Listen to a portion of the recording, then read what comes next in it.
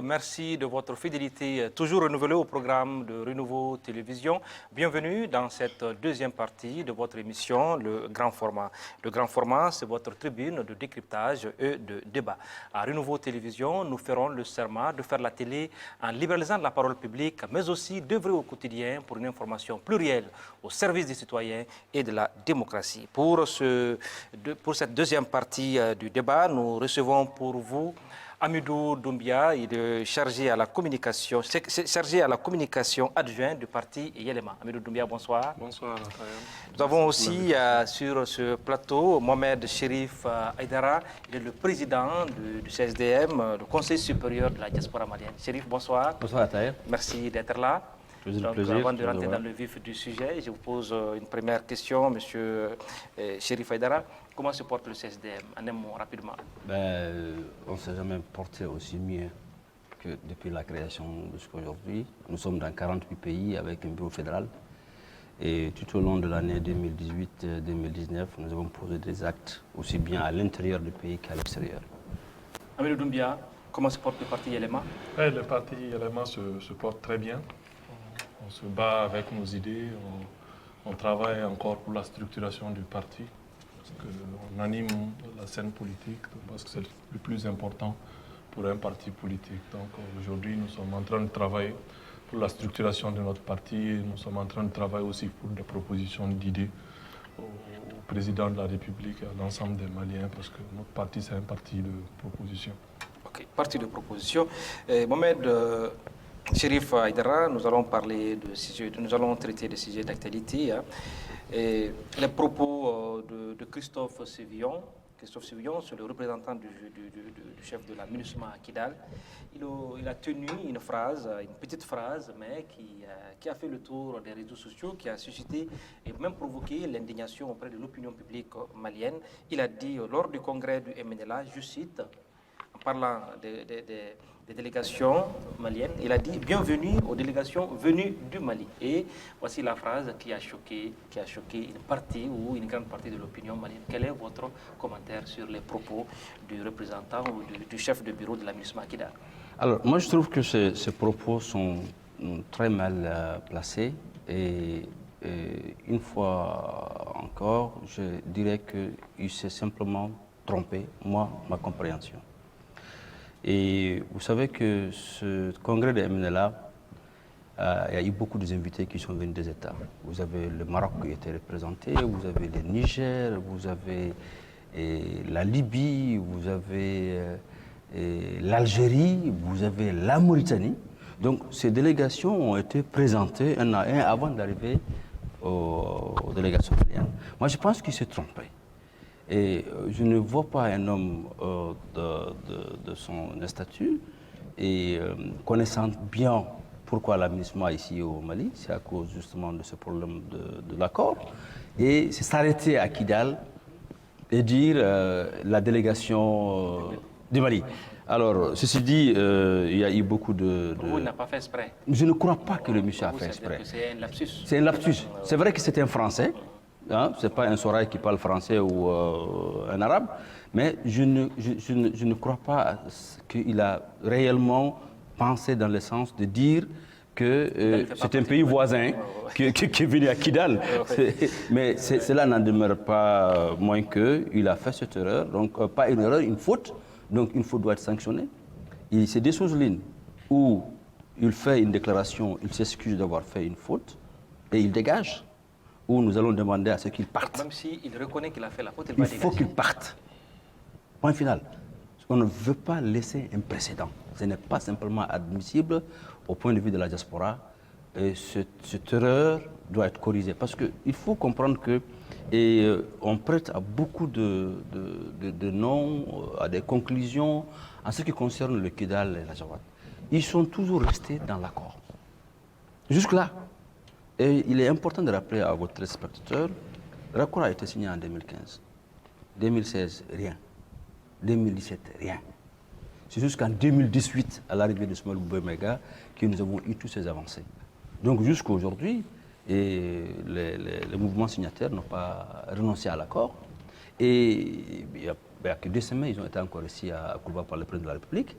Donc je ne vois pas que quelqu'un qui représente la MINUSMA puisse aller dans ce sens, alors que le souci majeur aujourd'hui, c'est parvenir à la paix et faire avancer l'accord qui est la raison fondamentale de la présence de 29 313 soldats de la MINUSMA. Ok, Amidou Doumbia, au niveau du parti Yalema, est-ce que vous avez suivi aussi cette actualité?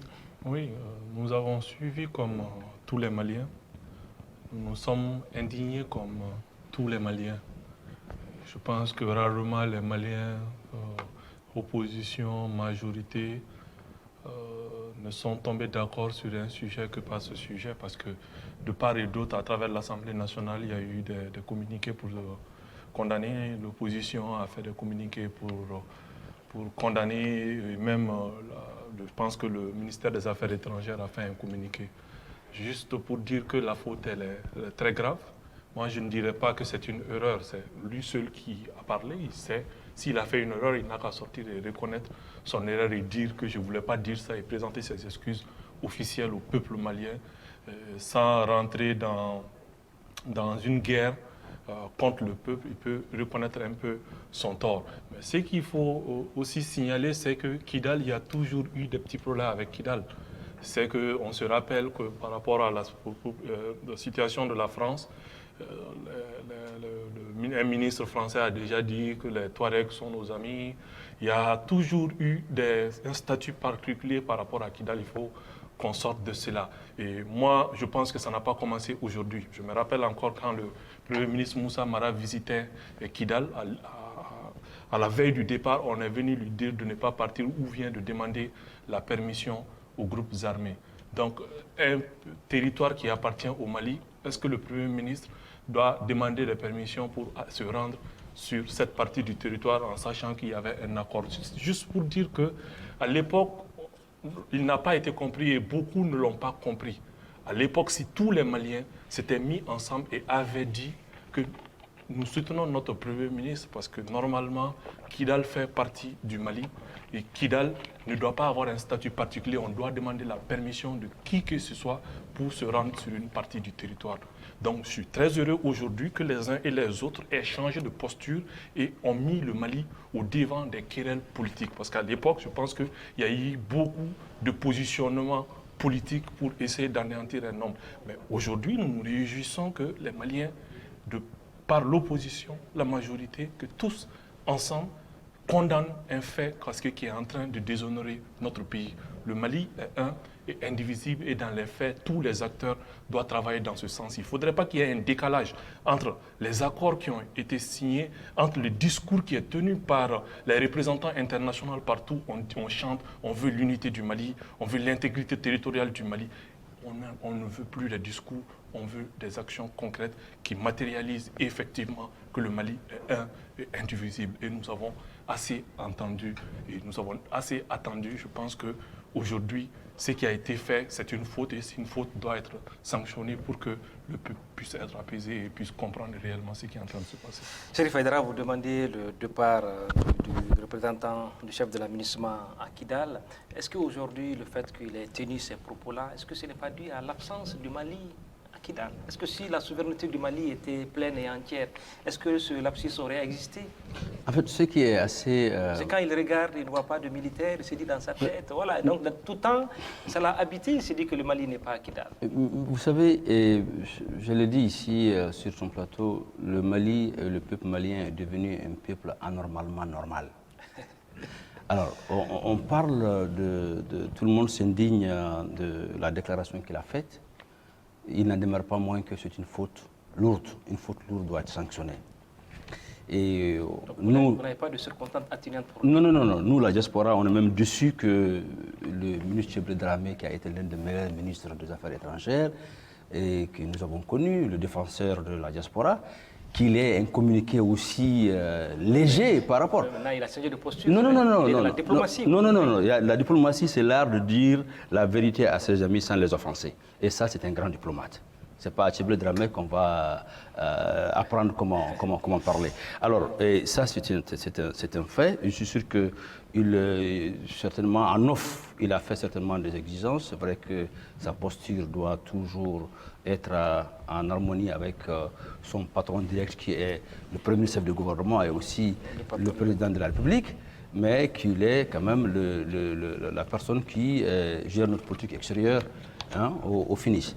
Et les gens parlent de Christophe, mais je n'ai pas entendu les Maliens se plaindre de quelque chose de plus grave. Et nous, la diaspora, nous avons une posture d'observation et on se demande, vous, le Mali de l'intérieur, est-ce que vous vous rendez compte de ce qui vous arrive?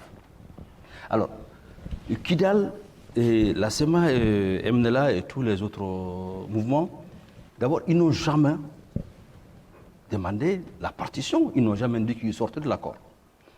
Et même quand on a demandé de réviser, quand il y a eu dans un des discours du président de la République qui a parlé certains l'accord sera révisés, ouais. Mais cette révision est prévue dans l'accord à son article 65. Mais il faut que les deux parties soient d'accord pour réviser. Et ils cherchent qu'à appliquer l'accord. Ils ne sont pas sortis dans l'accord. Ils ne sont pas contre qu'on révise l'accord aussi longtemps que cet article 65 est appliqué. Ça veut dire que les deux parties s'entendent. Alors, ça c'est juste une information qui est importante de rappeler à nos téléspectateurs. Alors, c'est dont nous plaignons, nous, la diaspora, mais il y a eu des pays qui ont été à Kidal, mais sans permission du Mali. Il n'y a eu aucune lettre d'information adressée au gouvernement malien, ni au ministre des Affaires étrangères, ni au Premier ministre, ni à personne. Délégation de Niger. Pourtant, c'était le même Niger qui disait que le Kidal était un obstacle à la paix dans la sous-région. Oui. Après les avoir reçus au palais officiellement, ils ont envoyé une délégation. Je n'ai pas entendu quelqu'un dire un mot. Deuxièmement, la Mauritanie a envoyé une délégation. Troisièmement, le Maroc a envoyé une délégation. L'Algérie a envoyé une délégation. Alors, laissez ce Christophe tranquille, hein, vous comprenez? Attaquons-nous à ceux qui vont sans nous informer. Quand je dis nous, je parle du gouvernement. Hein, ils n'ont pas été informés. Donc, on parle de Christophe. Mais Christophe, quand on dit délégation de Niger, délégation du Maroc, délégation de Mauritanie, il prend la parole, il dit délégation de Mali. Donc, je pense qu'il va falloir qu'on revoie nos accords et le respect mutuel, hein, dans la courtoisie pour vous, les amis, les voisins du Mali ne sont pas sincères avec le Mali? Mais c'est une manque de sincérité. Il faut appeler les choses par leur nom. Hein? C'est-à-dire, si vous allez à Kidal, qui fait partie du Mali, le gouvernement malien doit être informé que vous partez. Hein? Moi, j'étais invité. Il fallait être informé par la société civile. Donc, il faut qu'il y a eu des partis qui ont été. Il y a Asma qui a été, il y a Bachir qui a été. Mais ça, c'est des Maliens qui vont se rendre dans une région du Mali. On n'a pas besoin d'informer le gouverneur ou quelqu'un d'autre.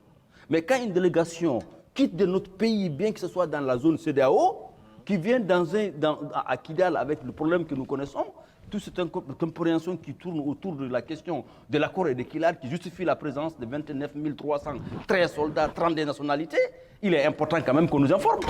Ok. Voilà. C'est le président du Conseil supérieur de la diaspora malienne qui parle.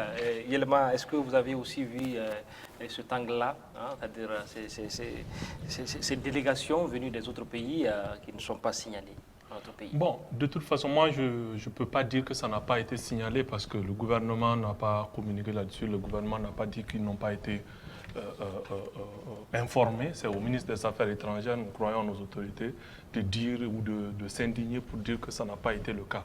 Donc aujourd'hui, nous ne pouvons pas savoir que le gouvernement malien n'a pas été informé parce qu'il y a le secret de la diplomatie.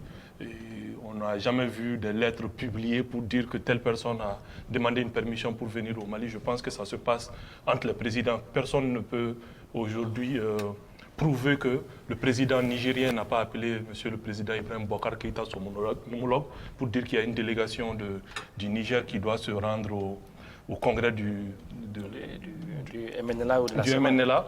Et ça, c'est le cas pour tous les pays. Je ne dis pas que mon frère n'a pas raison, mais moi, en fait, je suis un peu plus réservé quant à ce genre de commentaires. Ce qui est réel, ce qui est un fait, C'est que le monsieur, il a parlé, il a dit une délégation venue du Mali, c'est ce que les gens ont vu. Maintenant, l'autre aspect, nous n'avons pas de certitude. Nous ne sommes pas dans les secrets de la présidence pour voir que telle personne n'a pas appelé telle personne. La manière dont on connaît notre président, s'il n'est pas d'accord et qu'il n'a pas été appelé, on doit s'indigner. Si effectivement nos autorités n'ont pas été appelées, on doit s'indigner. Mais aujourd'hui, moi, je ne pourrais pas le commenter et dire que ils n'ont pas été faits parce que je n'ai pas aujourd'hui d'éléments tangibles pour dire que effectivement ils sont allés sans l'autorisation de l'État malien. Okay. Donc je garde un peu cette prudence-là. L'autre actualité, c'est l'invitation du président français Emmanuel Macron qui demande à ses homologues du G5 Sahel de clarifier leur position quant à la présence de la force Barkhane dans le Sahel. Et il a demandé à ce qu'ils clarifient leur position. C'est une demande d'invitation. Ils doivent se rendre à Pau. Il les invite à Pau, dans une ville française. Ça a été aussi diversement apprécié au niveau de la diaspora malienne. Comment vous avez analysé cette position du président français que vous connaissez certainement, vous avez une histoire avec Emmanuel Macron. Oui, très bien. Alors, moi, je crois qu'il faut remettre aussi les choses dans leur contexte. L'avantage de la diaspora, c'est que nous lisons beaucoup. Hein? Nous lisons beaucoup. Nous lisons beaucoup ce qui relève de la politique extérieure. C'est une préoccupation. Et du coup, nous avons beaucoup plus d'éléments d'appréciation que vous qui sont à l'intérieur parfois, compte tenu de vos diverses occupations, sauf si ceux qui sont chargés de communiquer, ils sont obligés de suivre l'actualité du jour et du moment. Alors, il faut remettre les choses également encore dans son contexte. Je vous confirme que le président Emmanuel Macron a appelé chaque président. Je dis bien, je confirme. Avant cette déclaration. Au téléphone. OK? Alors, et qu'est-ce qui a amené Monsieur le Président Emmanuel Macron de s'adresser comme ça à ces 5 pères présidents de G5 Sahel? Le président Emmanuel Macron venait de sortir d'une rencontre de l'OTAN avec Donald Trump, et la rencontre a été très houleuse. C'était une question de l'OTAN, des divergences concernant la Turquie, et aussi la grande division aujourd'hui au sein de l'OTAN. Donc, ce qui s'est passé entre eux était assez inhabituel, parce qu'ils sont vers l'implosion de l'OTAN. Oui. Et l'objectif était en fait, entre autres, c'est de voir comment l'OTAN pourrait remplacer, appuyer le G5 Sahel, ou même se faire remplacer par la Barkhane. Alors, du moment où ils ne se sont pas entendus, on ne sait pas ce qui s'est passé après. Ils devraient, après cette audience-là, faire une conférence de presse ensemble, s'adresser à la presse. Trump dit qu'il ne fera pas. He won't go, he won't say a word. Donc, le président Macron était obligé de sortir, je ne dirais pas obligé, mais il est sorti seul pour parler à la presse. Donc, voilà comment il est sorti avec une émotion. Il s'est adressé à ces 5 chefs d'État en disant qu'il faudrait qu'il revoie la question, parce que c'est des partis politiques et c'est des leaders d'opinion qui instrumentalisent leur population contre la France. Mais M. Emmanuel Macron ne peut pas dire à la population malienne pour laquelle je parle de ne pas jurer leur liberté d'expression. C'est le pays des droits de l'homme. Donc il ne peut pas dire au président de dire à sa population de ne pas dire ce que vous pensez. Ça, c'est un. Deuxièmement, et il a choisi Pau. Pourquoi il ne les a pas dit qu'on se rencontre à Nice ou à Versailles? Donc Pau aussi a son histoire. À son histoire. Le contexte est important pour vous. Voilà, le contexte est important, que les téléspectateurs comprennent pourquoi c'est Pau, pourquoi ce n'est pas à Paris. Parce que les 7 personnes, les 7 soldats morts viennent d'un régiment qui vient de Pau. Vous comprenez? Donc voilà en fait ce qui explique cette rencontre. Il voudrait, et aujourd'hui Emmanuel Macron voudrait que cet accord qu'il a déjà avec ces 5 Sahel, qu'il soit soutenu par la société civile de ces 5 pays. Et moi, au nom de la diaspora malienne, nous disons aujourd'hui, nous avons une opportunité c'est vrai, de part et d'autre, il y a des mécontentements. De part et d'autre, on n'est pas très satisfait depuis leur présence jusqu'à aujourd'hui. Alors, vous avez un territoire qui est combien de fois la France? Vous avez des accords qui se sont passés entre la France et beaucoup de pays sans passer par la population qui est l'Assemblée. Et vous savez, nos députés aujourd'hui qui critiquent cet accord de défense, ils l'avaient tous lu avant de les signer. Donc aujourd'hui, l'opportunité est donnée à la société civile malienne de donner ses recommandations au président Ibrahim Boubacar Keïta en allant nous sommes pour qu'il parte les 16. Mais on voudrait donner une bonne image, qu'ils disent, comme vous nous avez demandé de venir, eh bien nous voilà. Voilà ce que pense la société civile malienne par rapport à la poursuite de vos opérations pour stabiliser le Mali. Okay. Ça, c'est ce que nous, la diaspora, pensons être une bonne approche, une opportunité à saisir. On va y revenir après. Très bien. Oui, Amidou Doumbia. Ok, moi, je trouve que la théorie de l'émotion avancée par mon frère n'est pas une théorie qui tient parce que le président de la République, quand même, doit aller au-delà des émotions. Moi, je trouve que ce n'est pas... ça ne doit pas justifier le fait. Moi, je trouve que c'est une erreur de communication monumentale que le président Macron a commis parce que son appel sonne comme une convocation. Le ton utilisé n'était pas le ton approprié. L'endroit où il a tenu le discours n'était pas le lieu indiqué. Je pense qu'il aurait pu jouir de plus de diplomatie.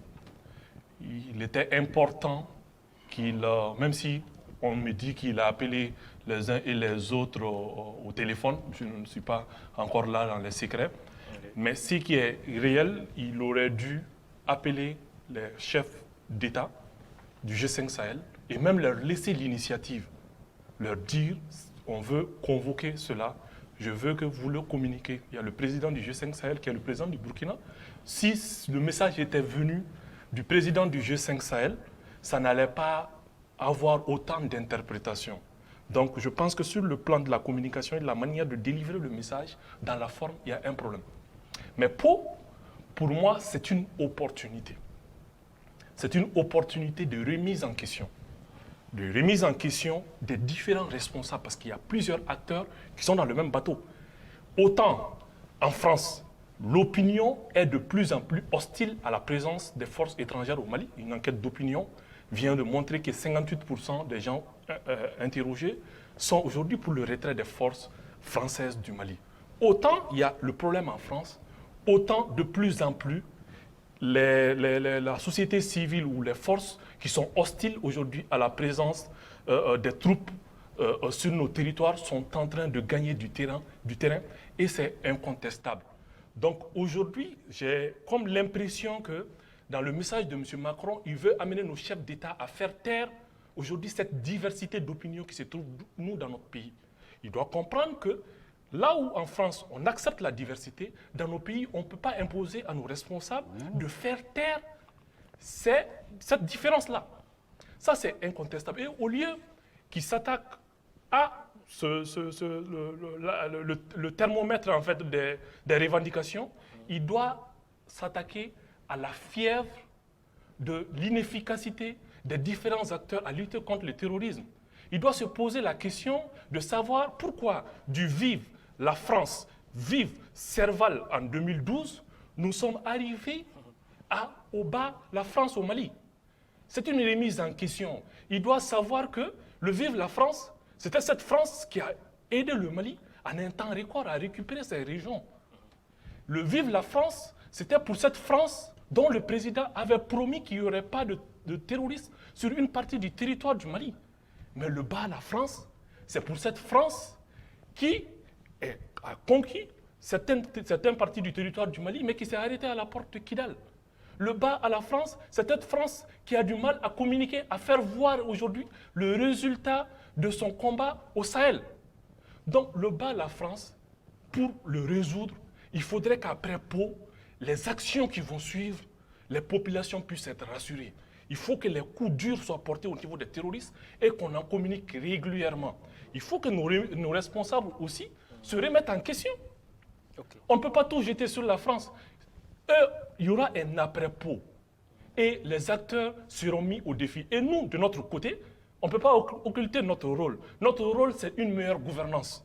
Notre rôle, c'est de faire en sorte qu'on ait une armée qui puisse sécuriser notre territoire. Et justement, à Pau, on doit parler des modalités de retrait des forces étrangères à moyen et long terme. Parce qu'ils ne vont pas rester ici éternellement. On doit se préparer à faire partir ces personnes-là. Et ils doivent comprendre que nous avons besoin d'une assistance qui peut nous aider à nous passer de l'assistance des forces étrangères. Et là, j'interpelle le président de la République, Ibrahim Boubacar Keïta, il a promis de restaurer la dignité des Maliens. Et la dignité des Maliens, c'est de préparer notre armée, c'est de préparer les Maliens à faire face à leur propre sécurité. Et on doit donner un certain horizon, peut-être d'ici la fin du mandat, que le Mali puisse avoir une armée efficace, une armée qui puisse sécuriser l'essentiel du territoire et une armée qui pourra dire merci à nos partenaires français, vous avez fait ce que vous voulez. Aujourd'hui, le Mali est prêt, le Mali est de retour, le Mali peut sécuriser son territoire. Je pense que c'est important que nous fassions notre propre remise en question. Je ne suis pas contre ceux qui sortent aujourd'hui pour dire qu'ils ne sont pas pour la présence des forces étrangères, mais je suis juste dans une différence d'approche. L'énergie qu'on est en train de déployer pour faire partir ces forces étrangères, si on déployait la même énergie pour exiger de nos responsables une bonne gouvernance, pour exiger de nos responsables un résultat probant, je pense qu'on pourra avancer. D'abord, attaquons-nous au problème endogène avant de nous attaquer à l'exogène, parce que l'exogène est là parce que l'endogène n'a pas marché. Moi, je vais réagir un peu, Amadou. Vous savez, nous sommes dans un contexte international. Et en juin, 25 juin, j'étais invité de Africa 24. J'ai tenu le même discours. Vous savez, on a 29 313 soldats et 32 nationalités. La communauté internationale dépense 1,2 milliard de dollars la MINUSMA. Et alors, tenez-vous bien. Pourquoi la rencontre avec Donald Trump a un peu changé la façon de communiquer d'Emmanuel Macron? Les Américains dépensent plus de 55% de la MINUSMA. Vous comprenez? Combien de pourcents les Français consacrent aux forces de maintien de la MINUSMA au Mali? Quand tu payes, tu commandes. D'accord? Alors, les Américains disent que nous, on ne peut plus continuer parce qu'il n'y a pas de résultat. Et ça, c'est important à noter. Et deuxièmement, cette communauté internationale, elle est là pour une chose bien précise. Un, entre guillemets, on les a demandé de venir. Deux, on n'a pas été capable, depuis 6 ans, de sécuriser les centres.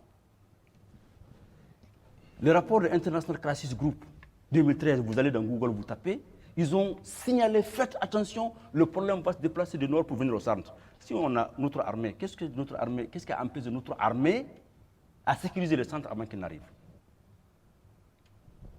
Okay? Alors aujourd'hui, Emmanuel Macron, ce qu'il veut en fait, et pour moi, que je ne suis pas là à défendre Emmanuel Macron, je simplement donne des éléments d'appréciation, que tout le monde puisse s'en servir et analyser. Il dit, nous consacrons de l'énergie, venez qu'on en parle. C'est vrai, la forme n'est pas assez diplomatique, mais je peux vous dire, ce qui lui est arrivé pour s'exprimer comme ça, je ne sais pas si vous avez vu la vidéo, la rencontre entre Poutine et Sarkozy. Mais Sarko parlait comme s'il était drogué, parce qu'il a été sonné par Poutine. Ça arrive des fois. Donc aujourd'hui, on nous demande de taire notre société civile. C'est là où je ne suis pas d'accord avec Emmanuel Macron, le président Macron. De taire nos partis politiques, qui ne peuvent pas comprendre. Mais nous, ceux qui nous disons la diaspora, vous là, vous partis politiques, là, vous tous réunis, avec tous les bouquins que vous faisiez tous les jours, vous ne dépassez pas 20% de la population. D'accord? Donc vous ne pouvez pas parler au nom de tous les Maliens. Maintenant que c'est le président français même qui dit qu'il a besoin d'un quitus de la société civile, nous disons on va remettre ce cursus-là au président de la République et d'aller dire à M. le Président de la République qui est en train de nous aider, qui est notre ami la France, vous et moi, vous êtes Doumbéya, Fakoly, moi je suis un arabe, on parle en français. Atayer est un arabe également, il parle en français. Donc on n'est pas contre la France. Ce que nous disons aujourd'hui, c'est une opportunité pour la diaspora, qu'on montre une bonne image à M. Emmanuel Macron et la France. Les 16, qu'on ait 1 million de personnes à l'aéroport de Bamako, des Maliens, de la société civile, pour dire désormais, vous voulez rester, voilà ce que nous voulons pour cet accord. Parce que c'est à sa demande. Donc si cela est fait,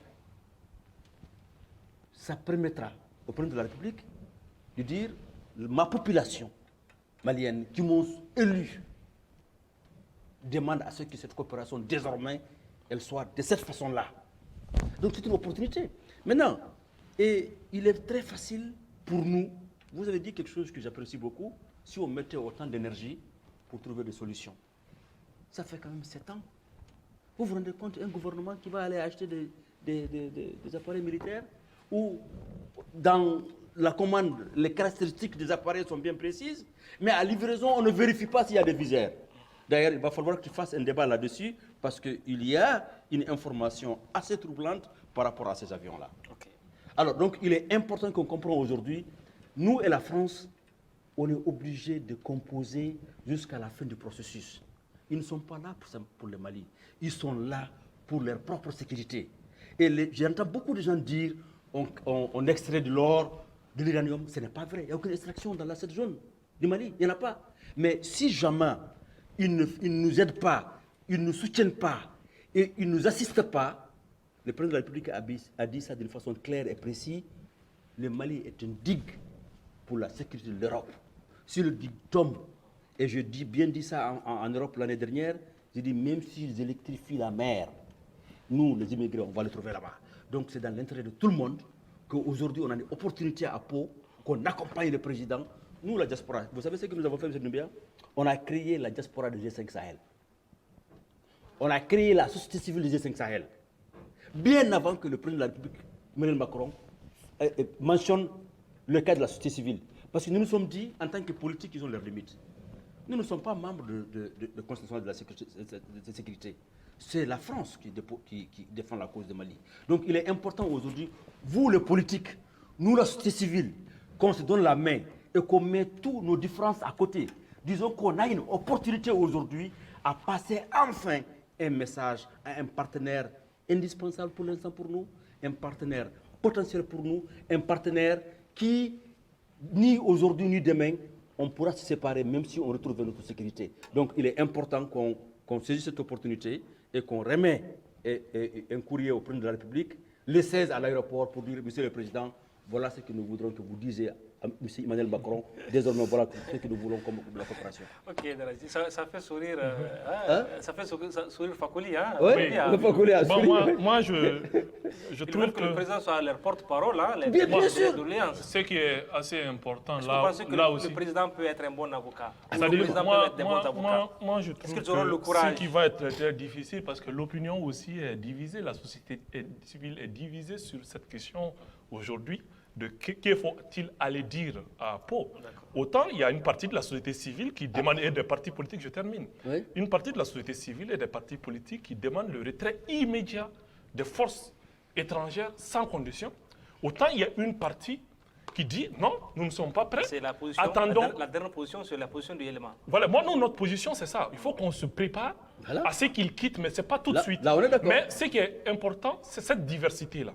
Donc, nous avons le président de la République qui connaît le Mali. Il y a des points communs. La majeure partie des gens disent que sur la question de Kidal, la France n'est pas claire. La plupart des acteurs sont d'accord sur ces points. Et là, le président de la République sait que les Maliens ne sont pas d'accord. Il va aller le dire.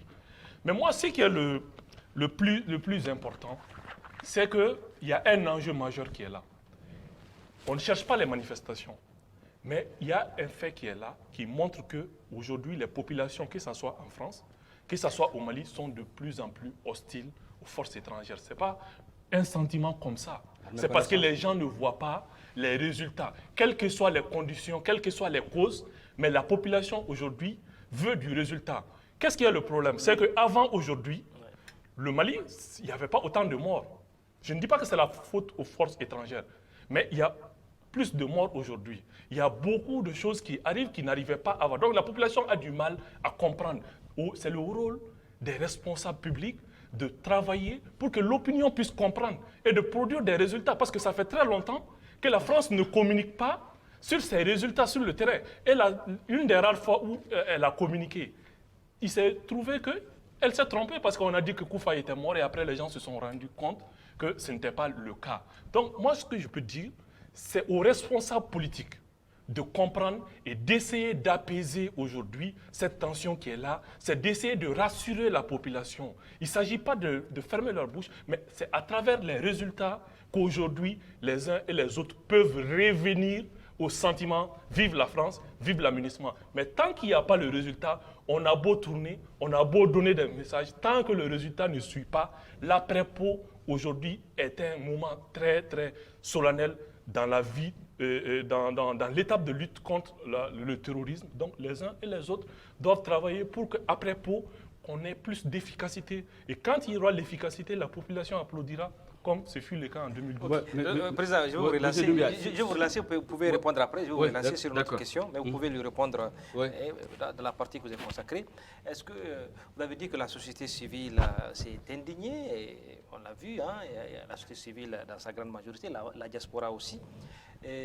Mais on n'a pas entendu les chefs d'État africains. Silence radio, qu'est-ce qui se passe? Oui, en fait, très bien. Est-ce que vous comprenez ce silence? Oui, je comprends ce silence. En fait, ce n'est pas un silence tout à fait comme tu veux bien l'indiquer. Je vais répondre à Doumbia. Et également, j'adhère à sa position d'un parti politique. Vous savez, Pau, le Mali est un pays béni. Ça, ce n'est que la barca qui peut nous amener ce genre de situation. Mais il va falloir le saisir. Tout le problème que nous sommes en train de subir depuis que nous avons demandé l'intervention de la communauté internationale, les Nations Unies n'ont jamais voté l'article 7. Le chapitre 7. Chapitre 7. Donc, à Pau, on peut demander, si vous restez ici encore une quinzaine d'années, sans l'article 7, on n'avancera pas. Aujourd'hui, on est à plus de 475 militaires maliens morts. Et il a fallu que 13 maires, ils sont à 44 soldats français qui sont morts, dont nous présentons des condoléances. Et nous comprenons que nous qui avons eu 475 personnes mortes, hein, vous avez eu 13. Alors, vous savez, il y a combien de fois 13 dans 475 morts. Donc, nous disons aujourd'hui, ce départ de Pau là est une, comme disaient les Anglais, it's God send.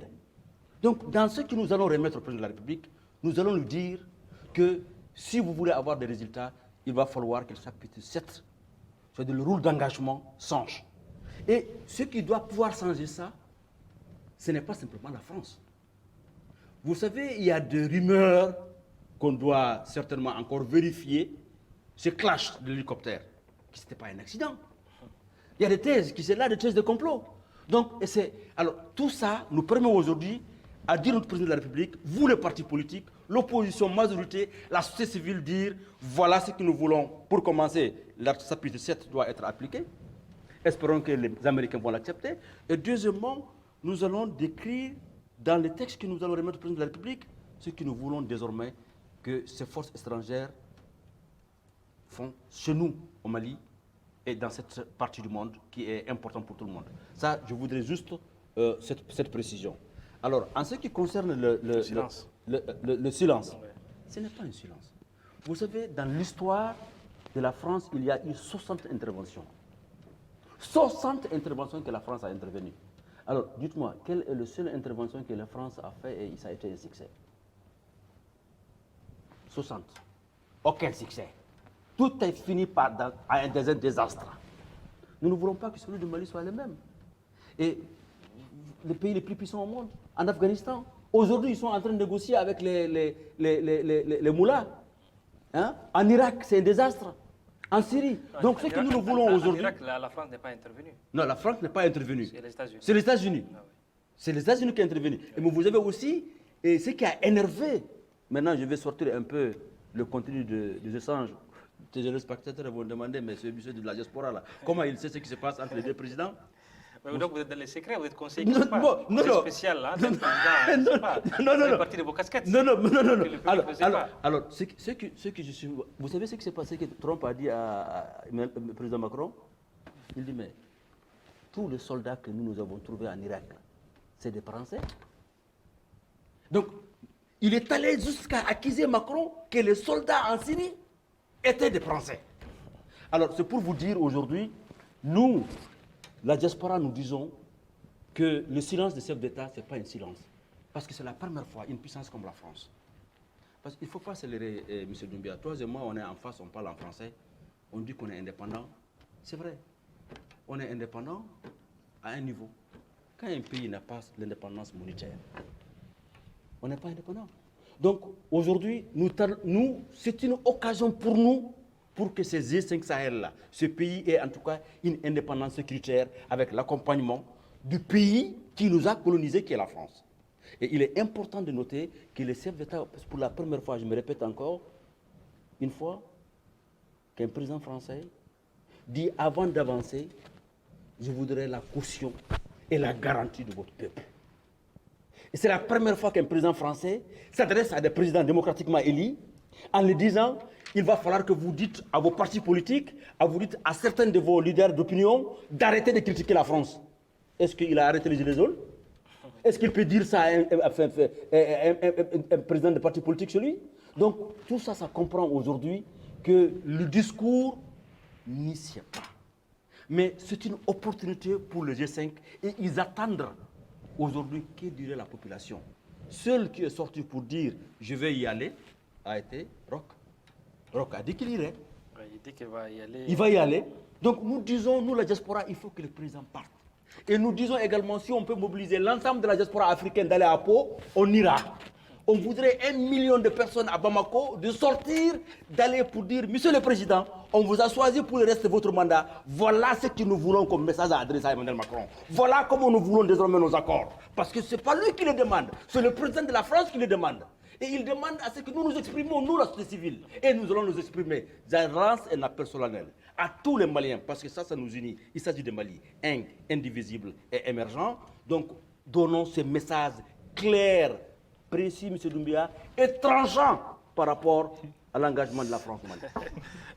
Je me croyais dans un meeting. Hein. Heureusement qu'il je m'adresse à Yelema. Il n'est pas politique. Hein. Ça dit en réalité. Ça c'est politiquement les choses. En réalité, mon frère est en train de dire tout ce que j'ai dit. Parce qu'en réalité, on est d'accord sur certains aspects. C'est de dire que nous allons aller à Pau, c'est une opportunité, c'est une remise en question. C'est ce que j'ai dit depuis le début. Mais là où je ne suis pas d'accord, le président Macron n'a pas demandé à nos présidents d'aller demander à leur peuple. La manière dont le président Macron a parlé, c'est comme s'il veut dire je ne comprends pas que la société civile, nous soyons là, la société civile est en train de dire qu'on quitte, on ne le comprend pas. On ne comprend pas que des acteurs politiques, parce qu'il a même dit qu'il y a des acteurs politiques qui sont en train de le critiquer. Moi, j'ai comme l'impression qu'il veut faire taire un peu aujourd'hui ceux qui sont en train de dire non à la France. C'est-à-dire, ce qui est important, c'est que lui, il est en train d'oublier, c'est qu'au niveau de la société civile, elle est divisée sur la question. Il faudrait qu'on ait une harmonisation de cette question pour que la société civile aille donner une lettre au président. Au moment où lui, il sort pour dire, oui, président, on veut que tu ailles et que tu demandes ça, mais on veut que Barkhane reste ici.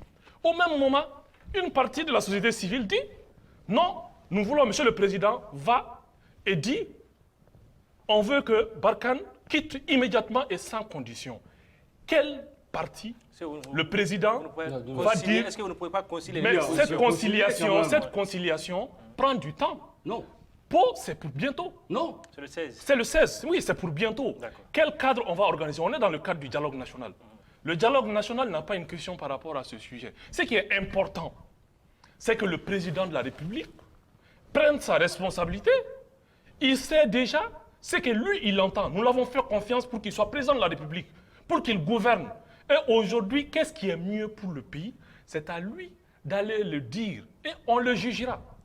Il sait très bien que le peuple malien attend plus d'efficacité. Ce qu'on peut juste dire au président de la République, ce qu'il doit aller dire, selon moi, c'est de trouver les voies et moyens pour être plus efficace sur le terrain pour comment travailler pour qu'on puisse vaincre le terrorisme.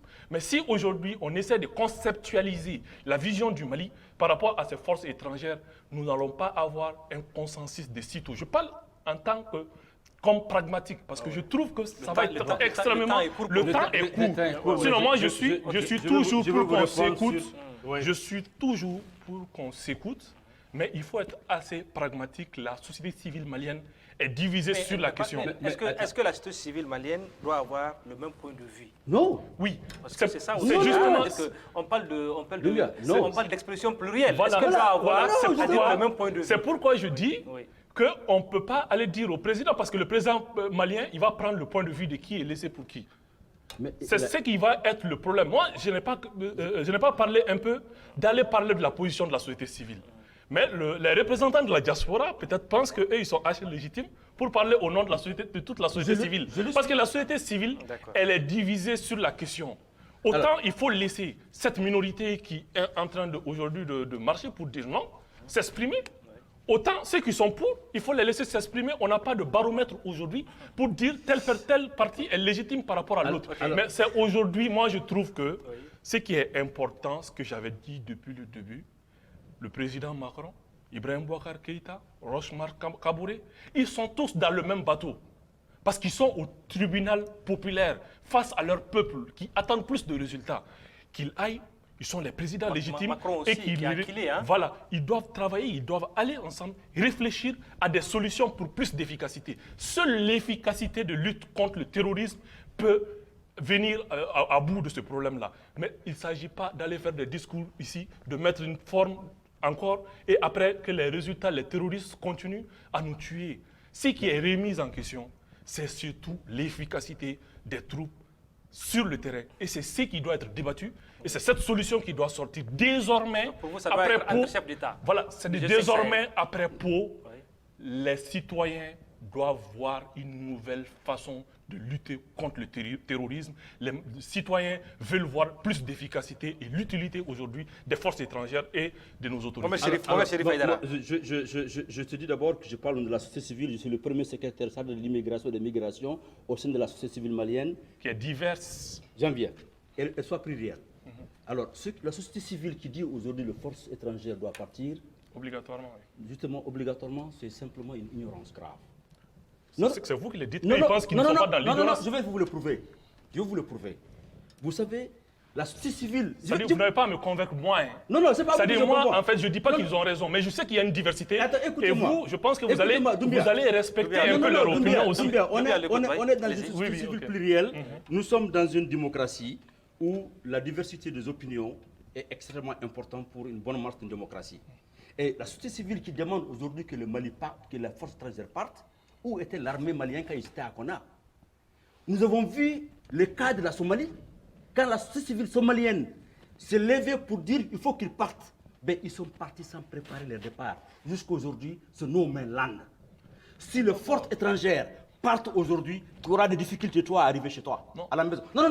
La société civile, il faut que tu m'écoutes, la société civile qui les demande, je le vois dans une posture nationaliste, je le comprends. Mais il y a ce que tu veux et ce qui peut être fait. Si notre armée était capable, pourquoi on a eu besoin de la communauté internationale? La société civile était là. Parce que notre armée, le ministre de la Défense l'a dit à l'Assemblée nationale, on est dans l'incapacité totale, à l'état actuel des choses, de faire face à ces terroristes. C'est pour cette raison qu'on a besoin de nos partenaires. Donc une société civile irresponsable qui demande aujourd'hui le départ de forces étrangères chez nous, c'est une société civile qui ne connaît pas du tout les conséquences qui peuvent en découler le lendemain. Ça, c'est notre opinion à nous. Deuxième chose, pour nos chefs d'État, vous avez dit qu'ils sont dans le même bateau. Vous savez, quand on est dans le même bateau, qu'est-ce qu'on fait? On choisit la direction où on le confie à un capitaine.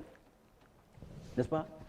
Ils sont dans le même bateau. Maintenant, choisissons la direction qui va nous amener au bon port. Et ce bon port-là, et ce capitaine-là, le président Emmanuel Macron les a aidés en lui disant que je ne peux pas comprendre, avec les sacrifices que vous et moi, votre peuple et nous faisons, que vous avez aujourd'hui des personnes qui sortent pour critiquer la position de la France et qui tiennent des discours. Eh bien, très bien.